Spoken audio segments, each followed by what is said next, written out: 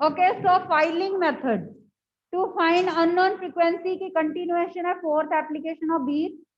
So loading method we had discuss कि अगर number of beats increase हो रही है after loading one of the prongs of tuning fork of unknown frequency beat, तो फिर क्या होगा कि अगर नंबर ऑफ बीट्स कम हो रही है तो higher frequency will be the answer, अगर नंबर ऑफ बीट्स ज्यादा हो रही है तो लोअर वाला आपका आंसर होगा. अब फाइलिंग मेथड क्या है? फाइलिंग पता है ना आपको, हम उसको रिड्यूस करते हैं एक प्रोंग को प्रोंग बी जो ट्यूनिंग फॉर्क है अननोन फ्रीक्वेंसी का, उसके एक प्रोंग को हम फाइल कर देंगे.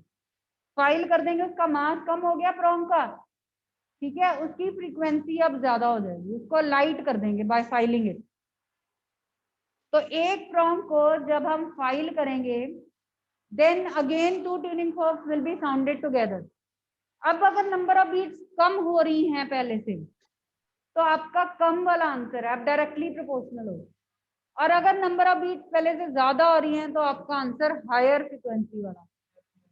एग्जाम्पल देखो, वही ना, डस्टर नहीं फाइल कर दिया. ऑन फाइलिंग उसका जो मास है वो कम हो गया. मास कम होने से क्या हुआ, उसकी फ्रीक्वेंसी इंक्रीज हो गई अपनी. Now again the two tuning forks are sounded together और number of beats is counted. अगर number of beats 4 हो गया, पहले से कम हो गया, तो आपके दो ऑप्शंस क्या थी, 490 या फिर 500 हर्ट्ज. इनमें से ही हमें इन पर्टिकुलर फाइंड आउट करना है कि कौन सी है. तो अगर नंबर ऑफ बीट्स कम हो गया तो आपका आंसर कम वाला है, इसका मतलब बी की फ्रीक्वेंसी 490 है. अब अगर आपका नंबर ऑफ बीट्स पहले से ज्यादा हो गया, नंबर ऑफ बीट्स सपोज 6 हो गई हैं, तो आपका आंसर हायर वाला होगा. ये फाइलिंग मेथड है, इसमें डायरेक्ट प्रोपोर्शनलिटी है. If number of beats is reducing, less वाला आंसर है. अगर नंबर ऑफ बीट्स इंक्रीज हो रहा है तो आपका हायर फ्रीक्वेंसी वाला आंसर होगा. फाइलिंग में हमने अननोन फ्रीक्वेंसी का ट्यूनिंग होगा ना बी, लोडिंग में हमने इस पे वैक्स लगा के इसको हैवी किया था. अब इसमें इसके एक प्रोंग को हम फाइल करेंगे, नेल्स फाइल करते हैं ना, फाइल करके इसका मास कम कर देंगे, इसको थोड़ा लाइटर बना देंगे. तो लोडिंग एंड फाइलिंग दो कंट्रास्टिंग मेथड्स हैं, इनमें से कोई भी एक यूज करके हम अननोन फ्रीक्वेंसी ट्यूनिंग फोर्क की निकाल सकते. Is that clear? ठीक है, चलिए. अब उसके बाद ये बीट्स का कंसेप्ट हमारा ओवर हो गया है. After that we come to the third part of this last unit. Waves and oscillation had 3 chapters. First chapter was oscillation, second chapter ये था वेव्स का, थर्ड चैप्टर है हमारा अकॉस्टिक्स का. So let us start with third portion of waves and oscillation unit, acoustics. लिखिए acoustics.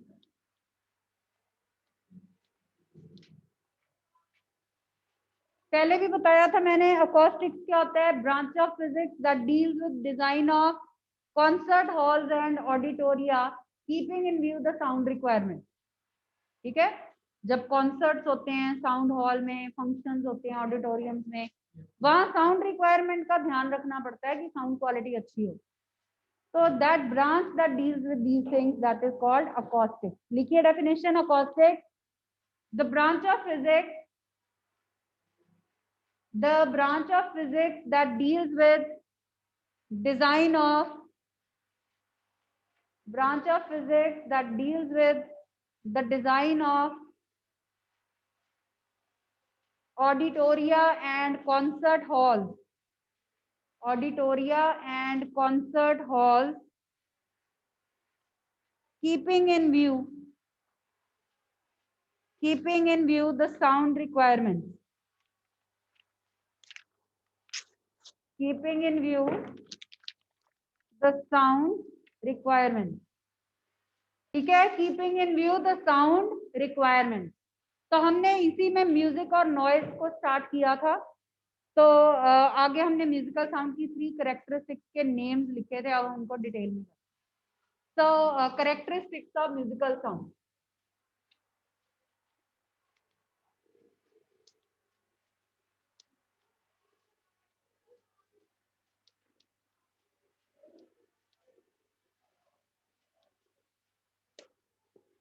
तो loudness, और intensity was the first one, second was frequency और पिच, थर्ड वाज क्वालिटी और timber. So first of all, we are going to discuss loudness and intensity. Layman के लिए ये दोनों terms same है, but actually these are two different terms. Loudness is different from intensity of sound. So what is the difference between the two? Let us see. Right? Okay. Loudness क्या होती है?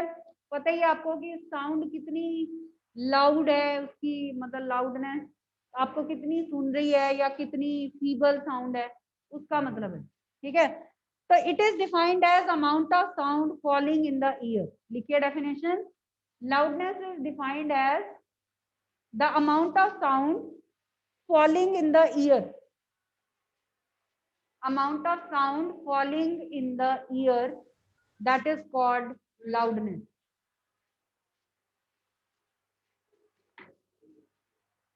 Amount of sound falling in the ear, that is called loudness, right? So it is denoted by L. It is denoted by symbol L, and its SI unit is bell, denoted by V. Named after the inventor of telephone, Alexander Graham Bell. तो Bell industries, Bell के ऊपर name है loudness के SI unit का. It's SI unit is bell, denoted by capital B. ठीक है. CGS unit है इसका decibel. CGS unit is decibel. तो इसीलिए इसको स्मॉल डी को हम लिखते हैं डेसी के लिए, bell capital B, decibel. And relation is 1 bell is 10 decibel. 1 bell is equal to 10 decibel.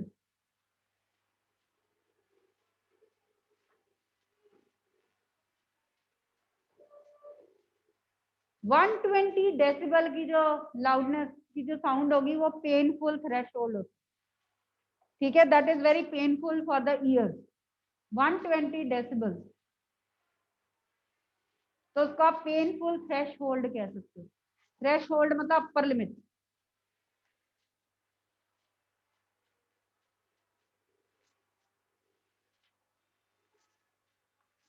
On the other hand, what is intensity of sound? Denoted by symbol I. इसको हम intensity of waves को define कर चुके हैं ना, बिल्कुल वैसे intensity of sound भी है. Intensity of sound is the amount of sound energy flowing per unit area per unit time. Intensity of waves याद है ना, amount of energy per unit area per unit, वही चीज. तो लिखिए what is intensity of sound. It is the amount of sound energy. It is the amount of sound energy flowing per unit area per unit time. Amount of sound energy flowing per unit area per unit time. So what is its unit? कौन बताएगा? Unit of intensity क्या है फिर? Watt per meter square. Very good. क्योंकि ये क्या है? Energy per unit area per unit time.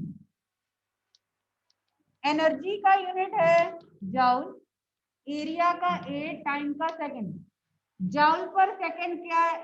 Area का मीटर स्क्वायर. जॉल पर सेकंड क्या है? वॉट. तो watt per metre square is the SI unit of intensity of sound. ये हम पहले भी डिस्कस कर चुके हैं जब हमने इंटेंसिटी को डिफाइन किया. लाउडनेस एंड इंटेंसिटी लेमैन के लिए सेम ही चीज होती है, but otherwise they are different. तो वही हम डिफाइन कर रहे हैं. Loudness is the amount of sound falling in the ear. इसका यूनिट है बेल और डेसिबल. ठीक है. इंटेंसिटी है amount of energy per unit area per unit time. So watt per meter square is the unit. Now we define threshold intensity. Threshold intensity is denoted by I naught, and its value is 10 raised to the power minus 12 watt per meter square. How do we define this? मतलब ये lower side है. मतलब कि जितनी intensity कम से कम sound की हमें समझ में आती है उसको हम कहते हैं इंटेंसिटी ऑफ थ्रेशोल्ड। हाँ, ये फिक्स्ड वैल्यू नोट कर लो। डेफिनेशन लिखिए, minimum intensity of sound, it is the minimum intensity of sound that can be perceived. Perceived means understood by human ear. PERCEIVED.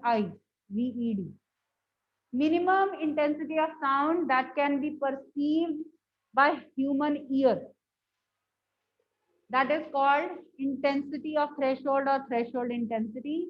And its symbol is I naught.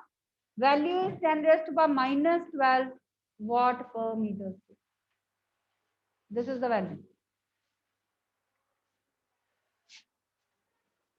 तो हमने loudness का define कर लिया, intensity का define कर लिया। Loudness कौन से फैक्टर्स पे डिपेंड करती है? मेनली लाउडनेस जो है ये आपने 9th में भी पढ़ा हुआ है, कौन से फैक्टर्स पे डिपेंड करती है? एम्पलीट्यूड के ऊपर। अब अगर एक स्कूल बेल है उसमें इतनी लाउड साउंड सुनती है, पूरे स्कूल में सुनती है, ठीक है। जो टेम्पल्स में बेल्स होती है इतनी बड़ी बड़ी, उनमें और लाउड साउंड प्रोड्यूस होती है। जितना एरिया ऑफ एक्सपोजर ज्यादा उतनी साउंड। तो ये दो चीजों पे डिपेंड करती है, एरिया ऑफ वाइब्रेशन और एम्पलीट्यूड ऑफ वाइब्रेशन, लाउडनेस। और घर में जो छोटी सी टेम्पल बेल होती है उससे कम साउंड आती है, वो तो पूरे घर में भी नहीं सुनती है ना। तो that is the these are two factors on which loudness of sound depends. लिखिए, loudness depends on two factors mainly, amplitude of vibration and area of vibration. Loudness depends on two factors, amplitude of vibration and area of vibration. And graphically, how we will distinguish between a loud sound from a feeble sound? अगर graphically हमें इनको represent करना है तो loud and feeble sound कैसे differentiate कर सकते हैं? इसका एम्पलीट्यूड ज्यादा होगा लाउड साउंड का, ये एम्पलीट्यूड है ना वेव का, since it depends upon amplitude of vibration, it's amplitude will be greater. और फीबल साउंड का एम्पलीट्यूड स्मॉलर होगा, इसका एम्पलीट्यूड स्मॉलर होगा। So this is how we can represent them, differentiate between them graphically. ठीक है? There is yet another definition of loudness. हमने कहा ना कि ये फर्स्ट कैरेक्टरिस्टिक है म्यूजिकल साउंड की। आप इसको ऐसे कह सकते हो, it is a characteristic of musical sound that helps us to distinguish between two sound.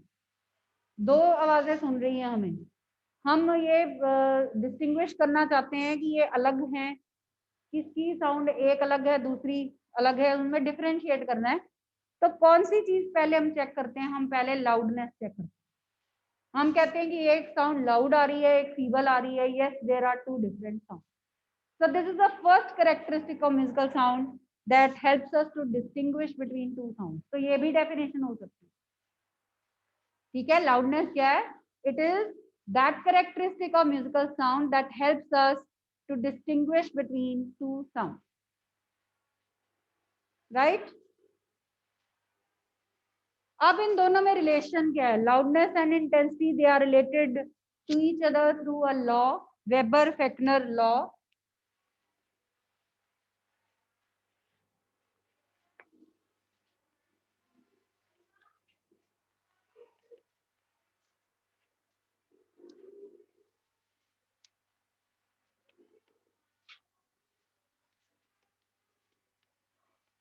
ये बेल में आएगा, ठीक है। This is the relation between loudness L and intensity I, ये threshold intensity, log I by I naught. This is Weber Fechner law.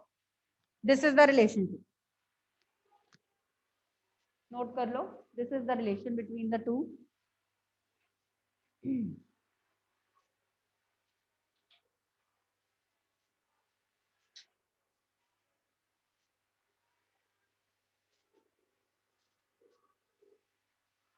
And now we want to define one bell.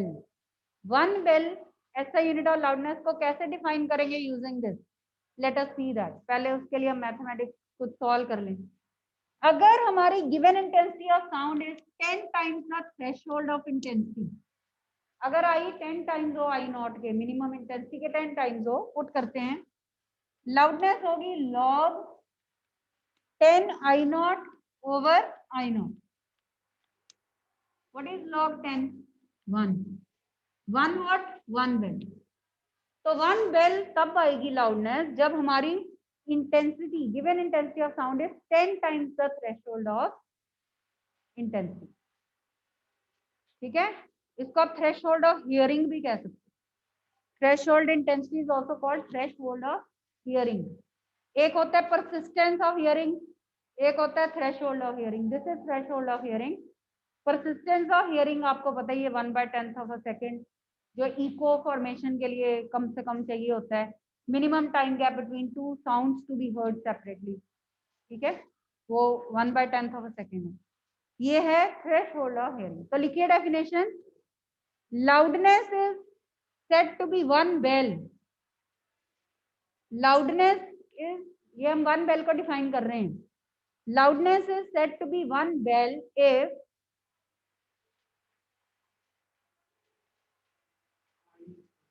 if intensity of sound is 10 times the threshold of intensity. If intensity of sound is 10 times the threshold of intensity.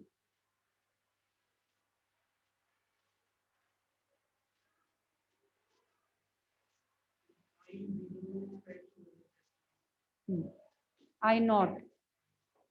ठीक है, it is minimum intensity of sound that can be perceived by human ear, जिसकी value 10⁻12 लिखाई थी ना आपको, ये वो है। तो इस तरह के से इस पे न्यूमेरिकल्स भी हो सकते हैं। आपको इंटेंसिटी 100 टाइम्स दे दी है, 1000 टाइम्स दे दी है, कुछ भी वैल्यू दे दी, इसमें पुट करके आप कॉरेस्पॉन्डिंग लाउडनेस निकाल सकते हैं। ठीक है, so learn this formula. So this is all about loudness and intensity. Now we come to second characteristic, frequency or pitch. Second characteristic is frequency or pitch.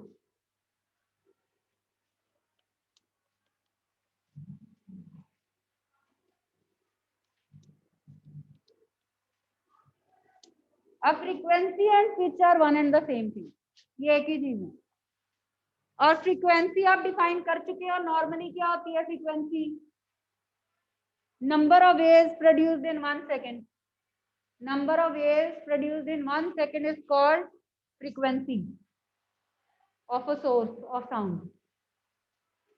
ठीक है, जितनी वेव्स ये 1 सेकेंड में प्रोड्यूस कर रहा है, number of waves produced in 1 second, that is called frequency of any source. ठीक है, या frequency of any vibrating object. It's SI unit is, you know, SI unit क्या है? हर्ट्ज या second inverse. How it is related to time period? Reciprocal of time period.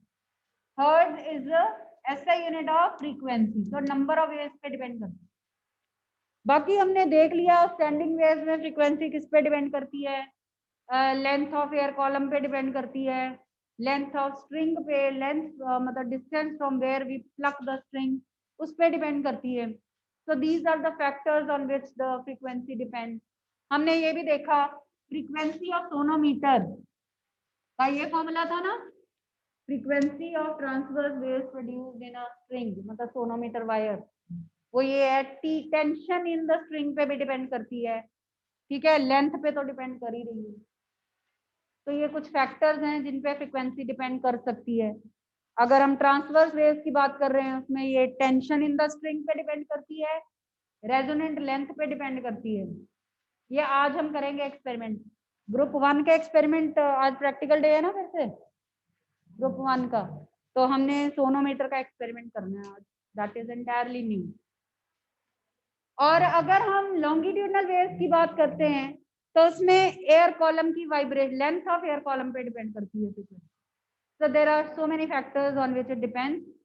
How can we distinguish between a high pitch or high frequency sound and low frequency sound graphically. How can we distinguish? High pitch में ज्यादा number of waves बना देनी है, low pitch में कम number of waves बनानी है. ये low pitch है, नंबर ऑफ वेव्स है ना, तो हाई फ्रीक्वेंसी साउंड मतलब number of waves should be more in a given time, और लो फ्रीक्वेंसी साउंड में less number of waves should be there in a given time. तो इस तरह से हम ग्राफिकली इनको रिप्रेजेंट कर सकते हैं. अब pitch and frequency are the same. Pitch frequency एक ही बात मानी जाती है.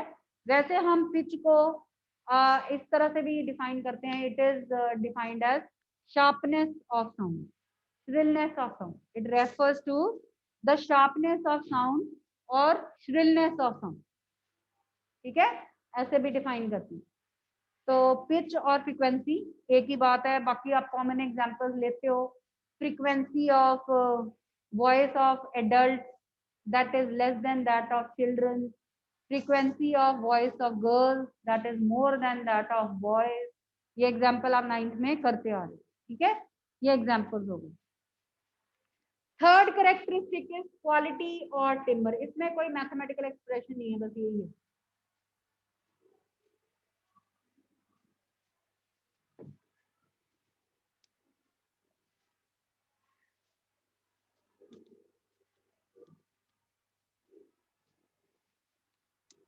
क्वालिटी और टिम्बर, हाँ जी पढ़ा हुआ है, बस थोड़ा डिटेल में कर रहे हैं. क्वालिटी और टिम्बर आपको पता ही है. The quality, this is the, अच्छा जो फ्रीक्वेंसी है, it is a characteristic of musical sound that helps us to distinguish between two sounds of same loudness. ये भी लिख लो फ्रीक्वेंसी की डेफिनेशन. हमने कहा कि दो डिफरेंट साउंड्स हैं, आपने उनको डिस्टिंग्विश करना है. पहली चीज ये जो आप यूज करते हो वो है लाउडनेस. अगर दोनों साउंड की लाउडनेस सेम हो, फिर आप चेक करते हो एक साउंड बॉय की एक गर्ल की. So it is the characteristic of musical sound that helps us to distinguish between two sounds of same loudness. ये डेफिनेशन भी लिख सकते हो आप फ्रीक्वेंसी. तो लिख लो, फ्रीक्वेंसी में ऐड कर लो. It is the characteristic of musical sound, it is the characteristic of musical sound that helps us to distinguish between two sounds of same loudness. That helps us to distinguish between two sounds of same loudness.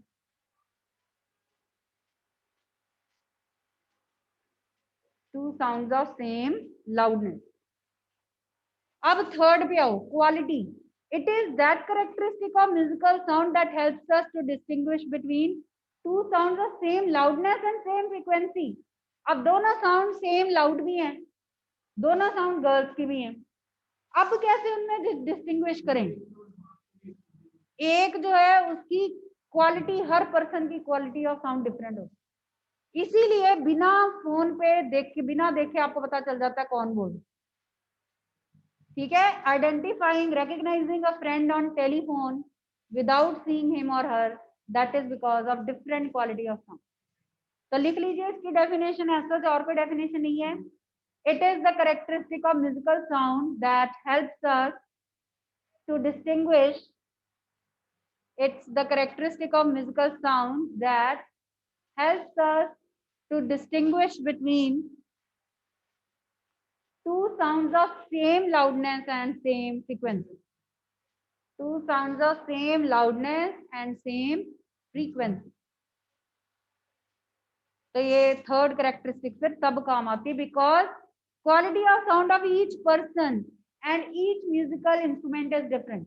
बिना देखे आपको पता चल जाता है harmonium बज रहा है कि तबला बज रहा है कि गिटार की आवाज आ रही है, पता चल जाता है ना.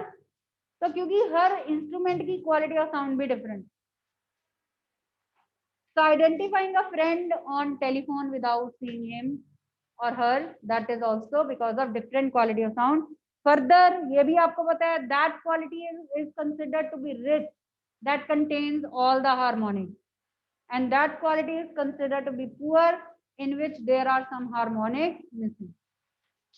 ठीक है, बाकी आप पुअर क्वालिटी और रिच क्वालिटी की बात कर सकते हो यहाँ पे, जिसमें सारे हार्मोनिक्स प्रेजेंट हैं, that is a sound of good quality, rich quality, and sound that misses some harmonics, some frequencies, that will be poor quality sound. Is that okay? Clear अब ये? ठीक है, कितने क्लियर? एक टॉपिक रह गया बस. ऑडिटोरियम में एक कॉन्सर्ट हॉल है, उसमें सोर्स ऑफ साउंड वर्क कर रहा है. जब आपने साउंड के सोर्स को स्विच ऑफ कर दिया या स्पीकर ने बोलना बंद कर दिया, तो एकदम से इंटेंसिटी ऑफ साउंड जो मैक्सिमम थी वो जीरो नहीं हो जाती. उसको धीरे धीरे डिक्रीज, ग्रेजुअली होने में, एक्सपोनेंशियली डिक्रीज होती है, होने में कुछ टाइम लगता है.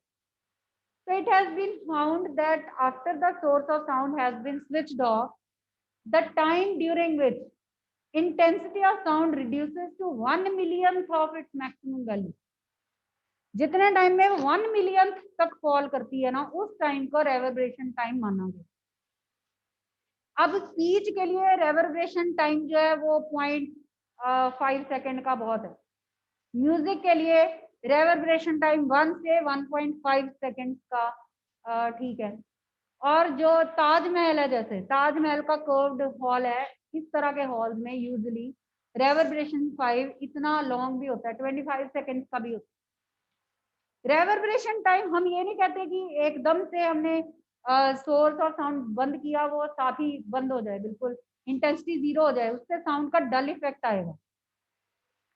ठीक है, रेवर्बरेशन टाइम को कम करना चाहिए. ये नहीं कि बहुत देर साउंड हॉल में घूमती रहे और अगली साउंड से इंटरफेयर करे और मिक्सिंग हो जाए और ओवरलैपिंग हो जाए और हमें समझ ही ना आए कि क्या बोल रहे हैं.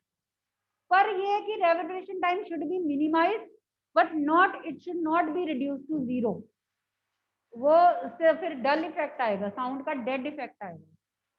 तो अब कौन से वेज है जिससे रेवर्बरेशन टाइम को रिड्यूस किया जाता है, वो आपने पढ़े हुए हैं 9th में. चलो पहले हम रेवर्बरेशन टाइम को डिफाइन कर लें.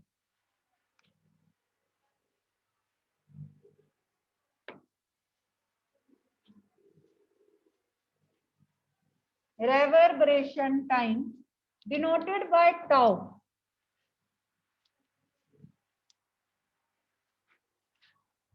तो जब ये टाउ, वही टॉर्क वाला सिंबल है, इंटेंसिटी ऑफ साउंड और टाइम में हम ग्राफ बनाते हैं. पहले तो लीनियरली टाइम के साथ ग्रोथ होती है, साउंड की इंटेंसिटी की ग्रोथ होती है. यहाँ पे इंटेंसिटी मैक्सिमम हो जाती है. फिर धीरे धीरे जब हमने साउंड का सोर्स स्विच ऑफ कर दिया, source of sound has been switched off, तब ये ऐसे कर्व में ये जीरो मतलब डिक्रीज होती है. तो जितने टाइम में it falls to 1 millionth of its maximum intensity, that time is called reverberation. ये डिके कहाँ बन गया? ये मैंने ही लिखा है, रेवर्बरेशन टाइम है. तुम समझ गए ना जो कह रहे हैं? हाँ जी, ये उसकी जरूरत नहीं है इतनी डेप्थ में. ये ग्रोथ है, ये डिके है. यहाँ पे हमने साउंड का सोर्स स्विच ऑफ कर दिया, मैक्सिमम थी तब इंटेंस. अब जब ये 1 मिलियन तक फॉल करती है, जितना टाइम लगेगा उसको कहते हैं रेवर्बरेशन टाइम. लिख लो definition, reverberation time. Reverberation time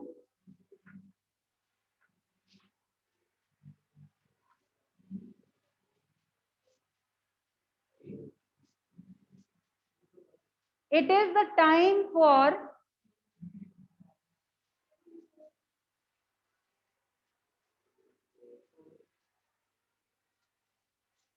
is the time for intensity of sound. It is the time for intensity of sound to drop to time for intensity of sound to drop to 1 millionth या 1/10⁻⁶ भी लिख सकते हो. It is the time for which intensity of sound drops to 1 millionth of its maximum value. Drops to 1 millionth of its maximum value after the source has stopped producing sound. After the source has stopped producing sound. After, it is the time for which intensity of sound drops to 1 millionth of maximum value after the source of sound has stopped producing sound. तो obviously ये time है तो इसका unit second and as I told you कि ये 0 नहीं होना चाहिए, ये मिनिमम होना चाहिए. उसको रिड्यूस कैसे कर सकते हैं? ठीक है, इसको रिड्यूस करना मतलब गुड अकॉस्टिक. वो अच्छी साउंड कंडीशन होगी ना, अगर हम रेवर्बरेशन टाइम को एक हॉल में कम कर दें तो that will lead to good acoustic. तो लिखिए question, what are the conditions for good acoustic? Conditions for good acoustics will be same as the methods to reduce reverberation time. Good acoustics कैसे आएगी अगर हम reverberation time को कम कर देंगे? So good acoustic means methods of reducing tau, methods of reducing relaxation time. Requirements या what are the conditions for good acoustics in a hall? Conditions for good acoustics in a hall. These conditions are the methods to reduce reverberation time. Further मैं यहाँ ये बता रही हूँ आपको, these conditions are the methods of reducing reverberation time. तो ये आपने किए हुए 9th में, याद है कुछ क्या क्या थे? Heavy curtains, designed ceiling, cushioned seats, wall-to-wall carpet, good number of audience. ये था ना, क्या था? हाँ, एब्जॉर्बिंग मटेरियल रखेंगे ना.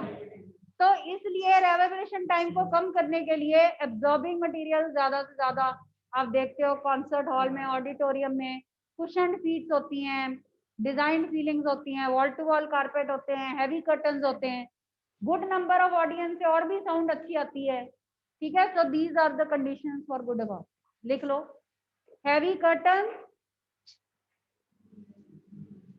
हैवी कर्टन और wall to wall carpet.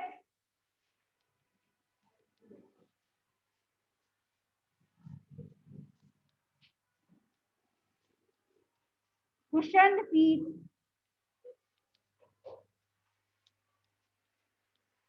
Designed ceiling, POP वगैरह का डिजाइन बना होता है, मतलब हैवी हैवी मटेरियल लगाएंगे. डिजाइंड सीलिंग,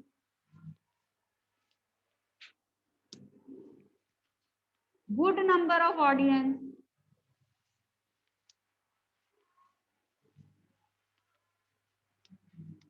और ओपन विंडो. ओपन विंडो को रादर बेस्ट मतलब एब्जॉर्बिंग मटेरियल माना जाता है, क्योंकि एक बार साउंड ओपन विंडो से बाहर गई वापस नहीं आएगी, 100% एब्जॉर्ब हो जाएगी. ठीक है, तो ओपन विंडो जो है वो भी कुछ वेंटिलेटर वगैरह उसमें रखे जाते हैं, एक बार उसमें से साउंड गई तो वापस ही नहीं आएगी, वो सबसे ज्यादा एब्जॉर्ब कर रहा है मतलब साउंड. तो ओपन विंडोज ऑल्सो. ठीक है,